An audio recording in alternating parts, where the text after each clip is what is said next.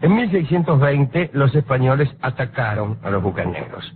Murieron centenares, pero muchos pudieron escapar hacia la isla de la Tortuga, que queda al noroeste de la Española. La Española es la isla donde están Haití y Santo Domingo, nosotros. Que está cerca de la Española. Es una islita que tiene 40 kilómetros de largo y 8 en su parte más ancha. Había allí muy pocos habitantes y los bucaneros se refugiaron y formaron la Cofradía de los Hermanos de la Costa. Eran todos piratas unidos por el mismo objeto: fundar una sociedad para salvaguardar la libertad arrancada a la fuerza. En aquella sociedad no había prejuicios de nacionalidad ni de religión. Incluso las guerras que había entre los estados europeos no perturbaban la armonía entre los muchachos de la cofradía. ¿Qué sé yo? Entraban en guerra España y Francia, y los españoles de Tortuga no se peleaban con los franceses. No existía la propiedad individual en aquellos lugares. Este dicho no se refiere a la parte del botín que pudiera tocar a cada uno en los afanos, sino a la propiedad de la tierra. La isla de la Tortuga nunca fue dividida en lotes, ni en secciones de casa, ni nada. Los barcos tampoco tenían propietarios, pertenecían a toda la cofradía. Cuando un capitán pirata llegaba con su barco a engrosar las filas de los hermanos, perdía los derechos individuales sobre la embarcación. Cualquiera que preparara una expedición podía utilizar los barcos de la isla Tortuga. No había tampoco un código penal, ya que las querellas se disputaban de hombre a hombre. Cuando había algún litigio, directamente se agarraban a trompadas o a cuchilladas o a tiros, no sé. Ese detalle procesal escapa a mi conocimiento. Bien.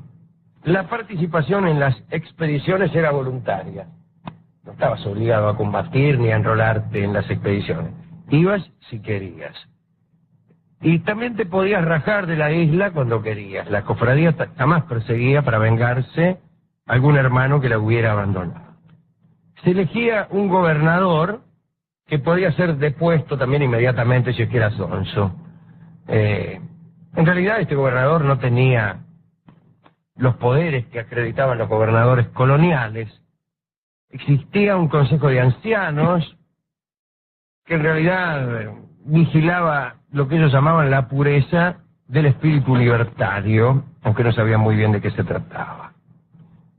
Aquel consejo servía para admitir tipos nuevos. Venía un pirata nuevo, se reunía el consejo a ver si te admitía, porque no cualquiera era admitido como pirata. Hay gente que no tiene condiciones para eso. Y solo podía ser miembro de la cofradía el que hubiera cumplido con una serie de pruebas que eran llamadas matelotage. Llegaba el aspirante y lo ponían 2 años como sirviente de un pirata cualquiera. Y ahí lo tenía que andar acompañando, lavarle la ropa, le tenía que lavar la choza,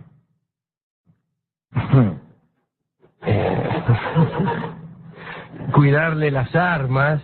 Ajá. En fin, más en el mismo sentido, ¿no?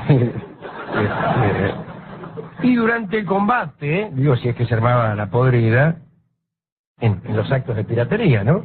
Debía mantenerse al lado de su patrón y protegerlo. Esto durante 2 años. Después de 2 años, te admitían como miembro de la cofradía. Ahora muy bien, allá por 1640, la corte francesa empezó a pensar en tomar la isla de Tortuga y convertirla en una colonia francesa actualmente. Mandaron a un tal Lavasseur, no nada, estuvo ahí haciendo política. Al final lo sedujeron los piratas, lo convirtieron en gobernador, pero nada más que eso, en tanto que pirata, no en tanto que francés. Es decir, que fracasó. ¿Se entiende? Mandan al Lavasseur los franceses para convertir la isla Tortuga en una colonia francesa. Llega Lavasseur, empieza a chamullar ahí, al final le gusta más ser pirata que ser francés. y lo eligen gobernador, pero gobernador pirata. Después Mazarino, el cardenal Mazarino, que era el que cortaba el bacalao en Francia, mandó a otro para gobernar, o para intentar gobernar aquella isla. Envió al caballero de Fontenay, que también se hizo pirata, ¿no? En realidad todos los que iban a combatir a aquellos hombres eran derrotados, o si no, convertidos. Un tiempo más tarde, en París, el administrador general de finanzas del rey Luis XIV, Colbert, el caballo de Luis XIV, ¿no? Leyó un ensayo sobre los bucaneros. Sin embargo, estaba escrito nada menos que por un antiguo hermano de la costa, un antiguo pirata de Tortuga, se llamaba Bertrand d'Ogeron. Y allí se explicaban las oportunidades perdidas por Francia para apoderarse de la isla Tortuga. Y Colbert se enteró de que el autor de aquel librito tenía un enorme conocimiento acerca de la cofradía y de los usos y costumbres de la isla, incluso de su geografía. Entonces lo buscó porque quería mandarlo a la isla para cumplir con la tarea que los otros dos caballeros no habían podido llevar a término. En realidad D'Ogeron no era más que un aventurero fracasado, pero Colbert había hecho una buena elección. A veces, para ciertos cargos, conviene un aventurero fracasado. Le estaba dando Colbert al antiguo pirata, al D'Ogeron, la posibilidad de reivindicarse. Él se había retirado porque había fracasado como pirata. Todas las expediciones le habían salido mal. Incluso después se había dedicado a la explotación de las salinas de las Islas Caicos, también con malos resultados. El propio D'Ogeron en su ensayo había escrito: estoy rodeado por los despojos de mis empresas infortunadas, como tantos de nosotros. Desilusionado, había regresado a Francia, había escrito el libro lo leyó Colbert, pero al final lo encontraron al D'Ogeron, le ofrecieron aquella misión y el antiguo hermano aceptó. Llegó a la isla el 6 de junio de 1655 junto con 30 hombres. Empezó a hacer proselitismo entre los habitantes de esa isla y se hizo nombrar gobernador. Pero empezó a trabajar a favor de Francia. Desde luego no lo hizo de golpe. Empezó a ver cómo podía lograr que aquellos piratas libertarios aceptaran volverse súbditos franceses. Digo yo mientras me llevo por delante el micro. Jamás ejerció ninguna violencia. Empezó a estimular el cultivo del cacao, del maíz y del tabaco. No es tan fácil como parece, porque los habitantes eran todos piratas. No es muy sencillo estimular el cultivo del maíz entre los piratas. Volvés a afanar a un galeón español y que dice, bueno, ¿qué le parece si va a sembrar cacao? Bueno, he venido aquí porque soy aventurero y libertario y me vas a poner a sembrar maíz. Para eso me iba a Baigorrita. Bueno. Después se le ocurrió otra idea que a mí me parece fantástica. Para diluir el carácter pendenciero y anárquico de los hermanos, buscó una razón para que se fijaran definitiva y ordenadamente en Tortuga. Les buscó mujeres. Contrató a un centenar de muchachas para que fueran a pasar a la isla Tortuga el resto de sus vidas. Se trataba, según dicen las crónicas, de mujeres de vida airada, dicen las crónicas. Serían las muchachas del Palais Royal, esas minas, ¿no? Hay un dato: estos hombres estaban privados de todo contacto con mujeres blancas, con mujeres, en realidad, durante largos años. Y bueno, cuando cayeron las minas, se mostraron muy entusiasmados. Incluso empezaron a aparecer otros colonos de islas vecinas que no eran piratas en absoluto, pero que se mostraban atraídos por estas chicas que habían llegado desde Francia. Además, parece que eran muchachas experimentadas en seducir hombres. Docqueron concibió una especie de venta para recuperar lo que le había costado el viaje de las chicas. El comprador tenía que pagar al contado los gastos del transporte de su concubina antes de llevársela a su casa. Hay una crónica que cuenta cómo era la llegada de los contingentes de Minas, porque no fue un solo barco, fueron varios. Parece que los piratas formaban como un semicírculo en la playa, y la mayoría se vestía de gala para la espera. Íbamos a conocer estas minas, nos vestíamos bien, porque a mí peinaban los tipos. Y cuando las chicas bajaban de las canoas y llegaban a la costa, un hermano daba un discurso grandilocuente en el que se hablaba de honestidad, de fidelidad y hasta de redención. Después había un reglamento. Las parejas no tenían que casarse, pero el hombre se comprometía a considerar a la mujer como su compañera y no como su esclava. Si la muchacha era maltratada, podía recurrir al gobernador, quien estaba autorizado para romper la unión. Por otra parte, si el hombre moría en acción o no regresaba después de su partida, la muchacha podía elegir a un pirata nuevo. Las mujeres se adaptaron sin dificultad, y los hermanos también. Muchas parejas tuvieron hijos, y un edicto confirmó sus derechos sobre ellos. Y los hombres de la cofradía, poco a poco, fueron dejando su vida aventurera, y aun cuando salían, volvían. Y aquí una pequeña digresión al respecto, ¿no? Cuando uno tiene aventuras en los ratos libres, yo no estoy seguro de que ya sean aventuras. El que es pirata, en cuerpo y alma. Es como el que es artista. Uno puede ser pirata los sábados y domingos y cultivar maíz todos los otros días e instalarte como un buen burgués en la isla Tortuga para piratear los domingos, ¿no? Entonces ya no sos un aventurero, porque se sabe que volvés, porque sos previsible, porque hay en tu vida intervalos regulares. Lo mismo sucede con quienes practican ciertas heterodoxias, ciertas maniobras transgresoras, instalados en un lugar que no tiene nada detrás. Ponete que vos tengas una fábrica, entonces los domingos vas de piquetero.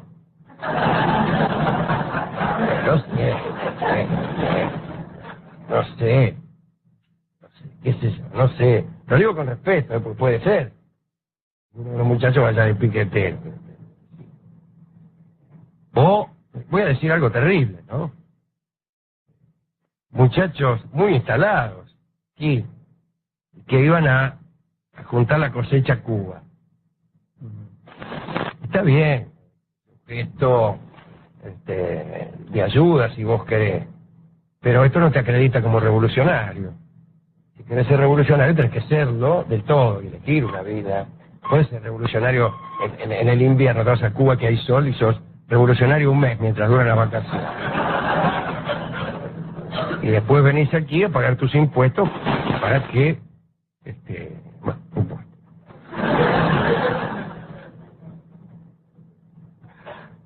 A vivir una vida occidental y distinta.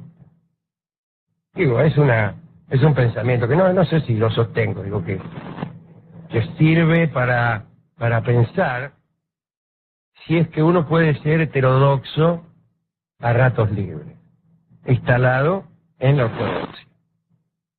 No lo sé. Quizá la respuesta adecuada es esta, que toda heterodoxia tiene que tener un riesgo. Y ese riesgo debe involucrar incluso el lugar de donde partió la expedición. El riesgo de tu aventura americana tiene que involucrar a tu puerto de paz. Y ahí puede ser que convenza. Es decir, te tiene que poder rajar del laburo. Bueno, el caso es que era nuestra historia, ¿no? Los tipos ahí estaban con las minas. Poco a poco aquellos antiguos bucaneros se fueron integrando sin darse cuenta a la economía francesa. Las pequeñas empresas que había en la isla, en Tortuga, las manejaba el Doguerón. Y las manejaba de tal forma que servían a Luis XIV. Los colonos llegaban cada vez en mayor número y la cofradía quedó minimizada. Por ahí, en un momento dado, ya había menos piratas que colonos que venían. Fundaron una población que se parecía a cualquier población antillana, llamó Port-de-Paix, y así. Y hasta que al final el Doguerón le informó a Colbert, al ministro de Luis XIV, que era posible que los habitantes de aquel lugar pasaran a ser oficialmente súbditos del rey de Francia. Hubo algunos que amenazaron con una insurrección, un holandés con un grupo de piratas recalcitrantes concibió el proyecto de formar una república libertaria en otra parte, querían irse. Descubrieron que ahí eso ya no era un lugar digno para un pirata, estaba lleno de sembradores de tabaco. Y esta república libertaria iba a tener como sede la Costa de los Mosquitos. Pero este holandés, Mansbel se llamaba, que hizo la insurrección, fue envenenado. Y algunos dicen que fue Doguerón quien lo hizo. Pero lo dicen incluso con admiración. Bien. El caso es que finalmente se decretó que todos aquellos piratas fueran súbditos de Francia. La colonia pasó a formar parte de los bienes de la corona, no hubo disturbios, la hermandad estaba aplacada, diluida, los bocaneros ya eran cultivadores, y bueno, algunos hermanos continuaron con alguna que otra aventura, en soledad. Y uno de ellos, uno de los piratas que salió de Tortuga para vivir aventuras solitarias, fue nada menos que el famoso de todos los piratas, el pirata Henry Morgan. Doguerón nombró a su sobrino gobernador de la isla y, satisfecho por su trabajo, se le volvió a Francia para morir allí. En realidad no volvió para morir, volvió y después se murió. Esto es una forma literaria de decir. Y de ese modo nació la colonia de la Tortuga. Ahí termina nuestra historia. Que yo no sé si es una historia alegre, pero tampoco sé si es una historia triste. ¿Qué sé yo? Si es más lindo ser pirata que sembrador de maíz. Si uno es un niño de 8 años, naturalmente que es más lindo ser pirata. Pero si no, no sé. La vida del pirata, le digo, yo lo veo el brillo del bucanero, en sus ojos veo el brillo del bucanero, el deseo de abordar un galeón español y raptar una dama. No hay tal cosa. Pasan años sin que veamos ni medio galeón español. Hay galeones españoles, pero no se cruzan con nosotros. Por ahí vemos barcos, pero son barcos muy pobres que hasta nos da lástima piratear. Los abordamos y hay 5 tipos ahí comiendo galleta vieja. Entre todos nos juntan ni 30 mangos. Si le dejamos algo y nos dejan una botella de ron. Así que no sé. Digo esto porque cualquiera advierte que esta charla no tiene otro interés que este que aparece aquí en el último tramo. ¿Qué me importa a mí lo que pasó con Isla Tortuga ni quién era Doguerón? Lo que importa es saber si debemos aspirar a una vida aventurera o si no debemos. ¿Cuál es el costo de una vida aventurera y si estamos dispuestos a pagar. ¿Y cómo es verdaderamente una vida aventurera? Si es que siempre hay aventuras exitosas de 8 a 12, o si realmente no hay casi nunca aventuras. No lo sabemos. No lo sabemos. Y yo tampoco lo sé. Me planteo como un interrogante incluso para saber hacia dónde continuará mi vida. Ajá. En distintos aspectos. ¿Qué hago? ¿Me caso con una dama de estas que llegan a estas playas de redención y me pongo a cultivar cacao? ¿O no? ¿O prosigo buscando el amor de mi vida a bordo de los galeones españoles que ataco yo con mi bandera negra? Sí, de tanto en tanto. De tanto en tanto. Sí, Cuando sí. aparecen galeones, y a veces no hay minas en los galeones. Sí. Mejor dicho, casi nunca hay minas. No es fácil, Alejandro. Bueno, pero es esa una interrogación que dejo para la audiencia, que cada cual haga su elección. Pero llamo la atención sobre el carácter fraudulento de algunas elecciones. Fraudulento incluso con nosotros mismos. Fraudulento, pues si creemos que es piratear en el Caribe, el decir malas palabras por televisión, creemos mal. Así que, a lo mejor, una vida aventurera debe entrañar un riesgo que no siempre nos conviene. y si no, uno corre el riesgo, Alejandro, de lo que le pasó a estos habitantes, ¿no? Que aún sin saberlo estuvieron ya desde antes sirviendo la corte francesa. Claro, ya Muchos se eran creen que son súbditos bucaneros franceses y no lo sabían. Pregunto, ¿cuántos de nosotros seremos súbditos franceses sin saber? Claro. Creyendo que somos bucaneros. Pero esto debe meditarse en algunos pensares. Tenemos la bandera bucanera, pero a lo mejor servimos los intereses de Francia. Hemos ido a la discoteca para ver qué disco poníamos. Pedimos un disco de bucaneros y a cambio nos ofrecieron un disco de Francia. Ya había sido convertido el discotecario. El discotecario había sido convertido. Sí. Entonces, tenemos En Bateau, que es una composición cuyo título significa también embarcación, y es de Claude Debussy. Lo tomó su barco a engrosar las filas de los hermanos, perdía los derechos individuales sobre la embarcación.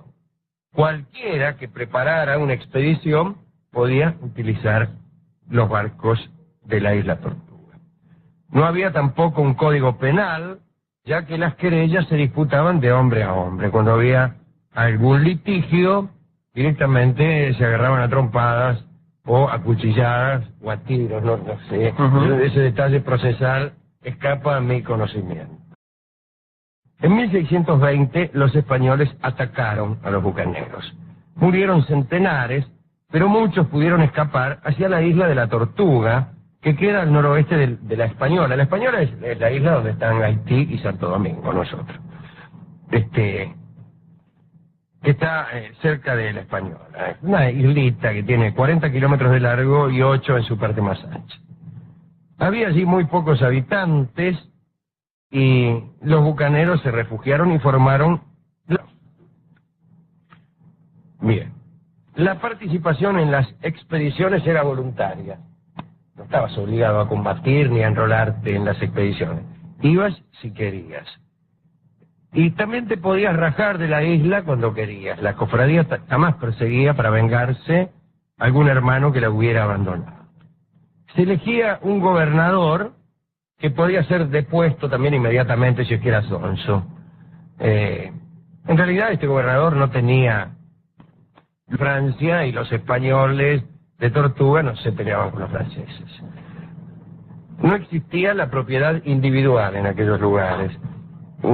Este dicho no se refiere a la parte del botín que pudiera tocar a cada uno en los afanos, sino a la propiedad de la tierra.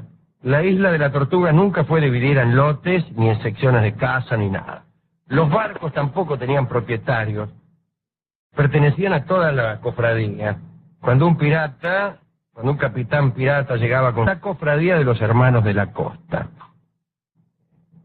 Eran todos piratas unidos por el mismo objeto, fundar una sociedad para salvaguardar la libertad arrancada a la fuerza. En aquella sociedad no había prejuicios de nacionalidad ni de religión.